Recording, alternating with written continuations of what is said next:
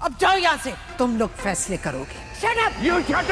दोस्तों, टीजर की शुरुआत में हमें शाहूद अलवी का किरदार दिखाया जाता है, जो एक बहुत ही शफीक और प्यार करने वाले बाप बने हैं। वो कहते हैं कि उन्होंने अपनी बेटियों को बहुत लाड प्यार से पाला है और वो अपनी बेटियों को जिंदगी की हर खुशी देना चाहते हैं।